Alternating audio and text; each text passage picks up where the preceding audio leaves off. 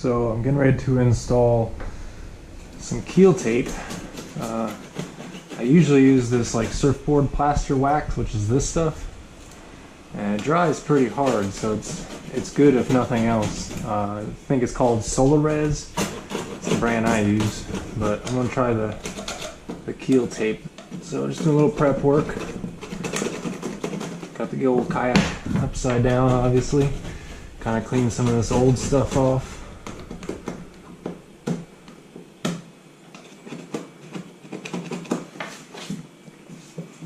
You can see where I get the bad scrapes.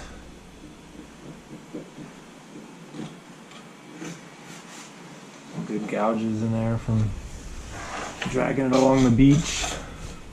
So I'm going to go down the nose and probably obviously the keel itself, and then kind of the side pontoons. Anywhere I see some good scraping, I'm going to try to put a piece of this tape. I've only got 10 feet of it, so I'm going to have to do some cutting and trimming.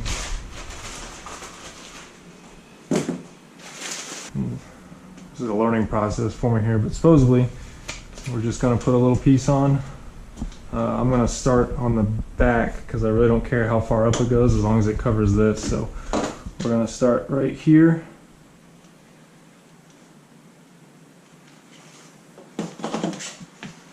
And slowly work this back down the nose. Once I kind of get it all pulled on nice and tight, then I got my heat gun, which I will use to kind of melt it in place. The stuff only comes, well, the one I got, it's 4 inches wide, 10 feet long. I think it was about 20 or 30 bucks. It wasn't too expensive. But all in all, so far it's sticking pretty well, so that's good.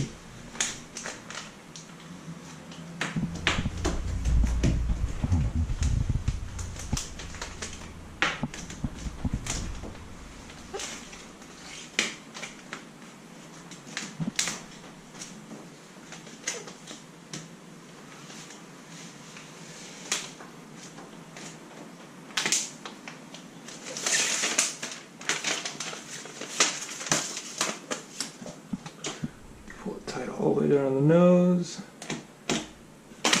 Oh, so I have to work it down.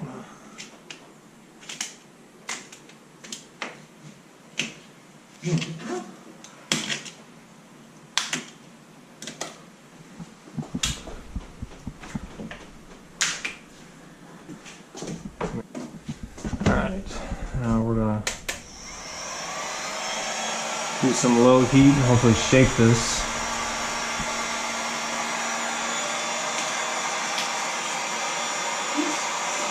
I might have to cut that at the point.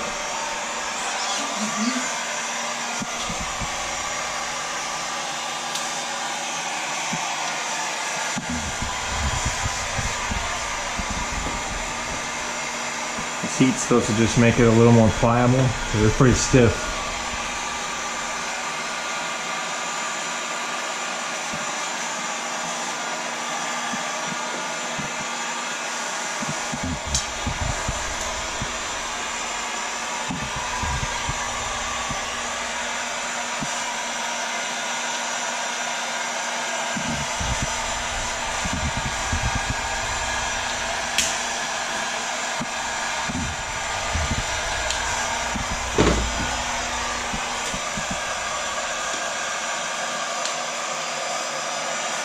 Oh yeah, it's grabbing now. So here's the nose. Because of the steep pivot right here, I actually had to cut it and overlap it and then put another piece to finish it. But I used the heat gun and a putty knife, and I kind of just pushed all the edges flat. I mean, it's on there. It's good and solid, and it feels pretty heavy. So I'm gonna keep going. I might put a couple little pieces on the side and then see what I got for the ends, but we'll keep going, see how it comes out.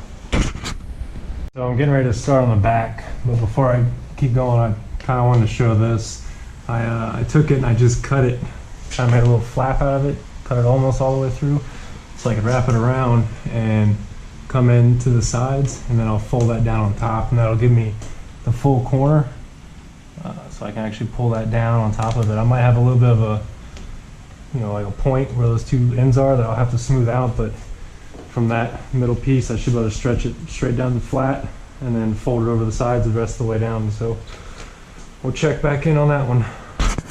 Alright, so we got the keel on. That went on pretty easy. I might just have to kind of take a knife or something and just cut those little tips off like I was talking about. Not a big deal, but it's wrapped around and tight. I think the last two pieces I'm going to do, I'm going to just kind of do on the flats right here where I get a lot of scraping from dragging. So I'll do my last two parts and we'll look at everything. Alright, so I finished. I kind of nicked off the little corners, got my keel done, came up with a little bit I had extra. I put it kind of where my pads sit and where it drags the most, so those are covered, they're on there nice and smooth. And then I came back up front and just kind of re-hit all this, but it's on there. It feels real, like kind of like a skid plate. It was real easy to do. I mean, if you got a heat gun, I would definitely say you want a heat gun to do it, because it's the glues, it sticks, but it's a little tacky, I guess, and you can peel it off. But you apply the heat gun for, you know, just 30-40 seconds, and I used the putty knife and kind of scraped it to get all the air out. And man, that stuff is down there strong. Like it really hardened the glue up. Makes it a lot easier to work with because it makes it pliable and you can stretch it and stuff. So highly recommend that. But other than that, easy install. It looks like it's gonna help out a lot. So we'll see how it does when I start dragging it through the sand. All right, it's been about a month or so since I've put this keel tape on. All in all, I'm impressed with it. It's done pretty well.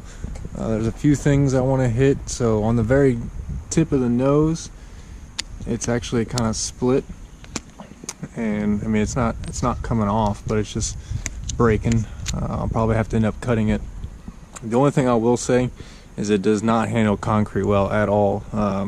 Immediately after I finished installing it, I had to kind of spin it to take it out of that space I was installing it at, and the first 10 seconds ate right through the tape. It pretty much just destroyed it. So it does not do well on concrete, but as far as over the sand and the rocks and stuff, it's done really, really well. I mean, it's still on there very solid. It's helped a lot with scratches and stuff like that. Even my ones in the middle, same thing. Some of the corners have come up a little bit, and I think it's just because it's been on there for a while. The keel one is doing great. It's solid. I have got no scratches or anything coming out of it. So I would say if I had to recommend it, I would. You know, it's a good product. I would definitely say it's worthwhile. The only thing I would be careful, again, it does not do well on concrete. Make sure you have a heat gun, and then just keep your eye on it in case it starts peeling or breaking. But it's done really well, and I'm happy with it.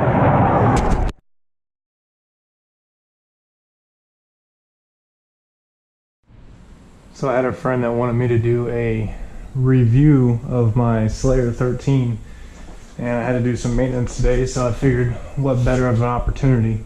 I figured I'll go ahead and start from the back and work my way forward. This is a 13-foot kayak, so it's bigger than the last kayak I used to have, which is good because I outgrew it. As far as width, I believe it's 34 inches across, so it's pretty stable. I've stood in it a few times, but I think maybe I'm just too tall. It doesn't feel extremely stable to me, so I don't like to really stand it unless the conditions are about perfect. I do have the native landing gear, which I absolutely love.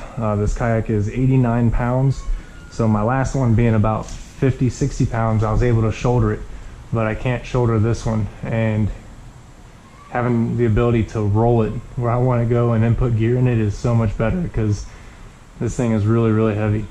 I used to have the Boondocks rudder, but I'm still on the standard one it comes with. Works fine. I have no issues to upgrade that until I need to. The only thing I would recommend if you do get the landing gear, I always keep my rinse kit in my car for washing stuff down when I'm done. I use that to kind of prop up underneath the kayak, put my wheels up and down when it's on the ground, and then I can come off and move it. So just having something that you can use to put your wheels down is great if you can't trailer load it or bed load it in like a truck or anything. Another upgrade I did is I installed a 12 volt like car charger type thing, so I can put a little motorcycle battery, which is, there's actually a case on the inside that I have velcroed to the inside of the hole, which allows me to put a USB charger in here so I can put my cameras on it. I can charge things on the water. And all I did was take a kind of like an infant guard for a plug in the house, and I just bored the actual outlet shapes out, and then this thing would just pop in there and you can just push it down. Oop, I got it upside down.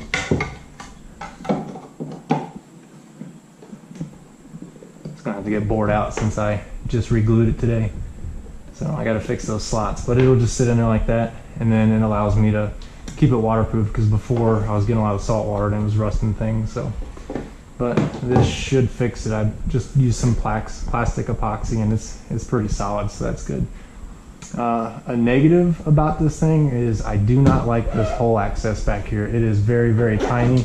You don't get a lot of reach out of it.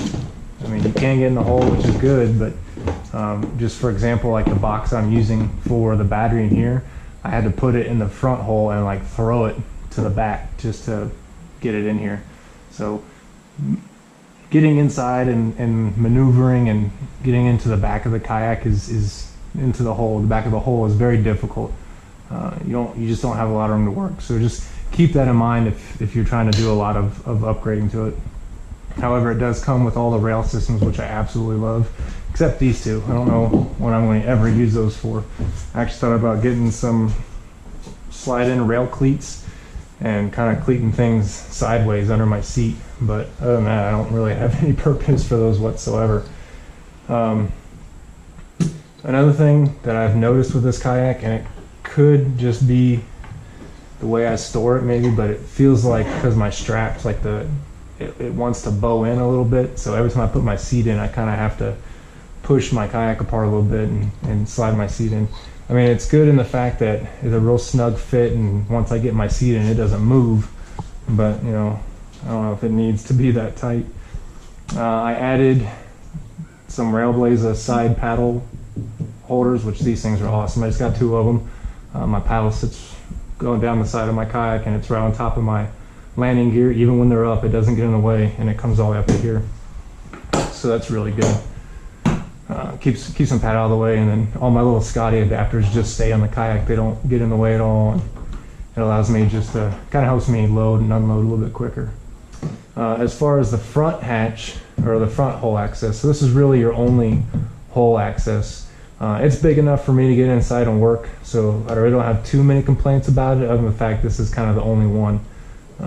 If I had my choice, I would like something a little bit bigger, just so I got some ability to work, but with all the scupper holes and the way it's molded, you really can't reach towards the middle anyway, so it's really only for this front piece, and it works great. As far as this front hatch, I don't really use it.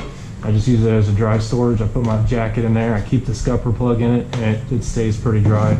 I've never had issues with this. It gets more wet sitting on top of my car in the rain than it does on the water.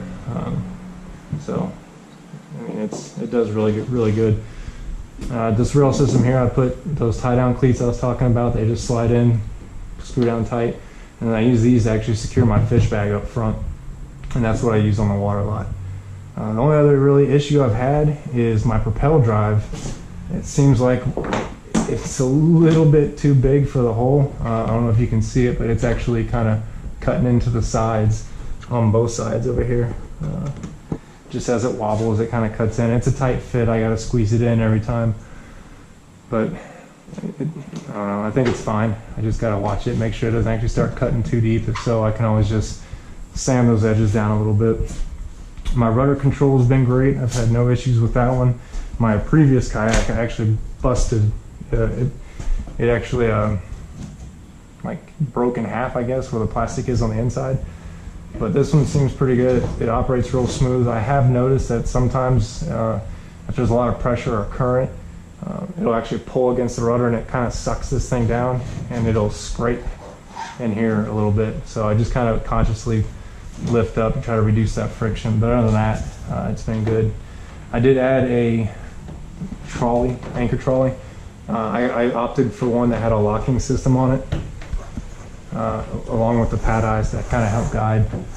So it works good, but it just allows me to, once I kind of get it where I want it, I can lock it down in place and it'll keep it from sliding at that point. So I like that. And I just double lock to keep everything nice and tight. I did get the native little side pouches it came with this one, which usually when I'm on the water, I'll throw like extra treble hooks, or if I'm doing jigging, the assist hooks, I'll just kind of throw those in there just so if I need them, they're there. But really this is the only one I use here. I'll put my fish grips in there, my pliers, sometimes an extra drink or something will fit in here. I mean, the thing is massive, so it holds just about anything I want it to, and it's small enough that it doesn't affect my pedaling, but it's close enough when I'm sitting I can just reach forward and grab it. So it's really good. It's very, very nice. As far as trekking and stuff, I mean, the kayak paddle is great. The only problem I have is because I do use the rocket launcher mounts that go right there, so they're in the way of my paddling. I have to go over and around those every time I paddle. So, but I don't really paddle that much. That's the point of having pedals if I'm going to paddle. The pedal drive works great. I had zero issues there. I mean, it fits snug. I've had zero rubbing, no problems. I'm not gonna lie, I almost never ever use this lock, only because there have been times when, because I fish in the reefs a lot, that I've gotten close and my propeller bottom has kicked a rock, and with that it locks it and it puts a lot of stress either on these screws or it actually lifts my kayak. So if I leave this unlocked, it allows the propel drive to pivot. Still scares the ever living out of me when it happens, but it just kind of helps keep things protected if it does. I did put a Hobie through hole adapter. That's the only hole that I've drilled in this kayak, with the exception of the car charger in the back, is just to go through there. I opted to go through the lid, not the actual kayak, just because this is easily replaceable and I don't have to patch a hole. But I think the way I'm going to roll with it now is I'm going to leave my fish bag up front. I'm not going to take that off anymore. I can still open and close my hatch with that on there, so that's easy. And the only real upgrade that I see myself doing anymore now is I might get the Burley battery hatch that actually holds your battery inside. I just don't know how well it's going to hold mine. I actually use a motorcycle battery because my fish finder's got the GPS and all that stuff on it. And sometimes I do 2-day trips without the ability to charge it, so I got something that's a little bit bigger. Makes it a little bit easier for me, convenient wise, as far as charging batteries go, but I don't know if that'll fit in the crate. I don't want to buy that and it not fit, so I'm still contemplating that. But great kayak, I highly recommend them. Native is a great brand, great customer service. I've gotten nothing but compliments about this kayak, and I love it. Like I said, my only real drawback is kind of that rear hatch storage is the only thing I don't like. But I mean, this thing is so big, it's so much storage, I don't really have to put anything, I don't have to add anything to the kayak that I need to get in there, so it works great. With that huge trunk space, I got my crate, I can put sometimes I carry a little live well type thing that I can throw in the water, so I've got more than enough room. My cast net stuff, everything fits in here. This space right here is actually extremely handy because I can slide a lot of things in there. In between here, it locks it in place and it doesn't go nowhere. So sometimes empty bottles, my cast net, everything fits in there. So, but if you have any specific questions about the kayak, or there's anything you specifically want to know, please just put it in the comments, and don't forget to pass the word. Thanks.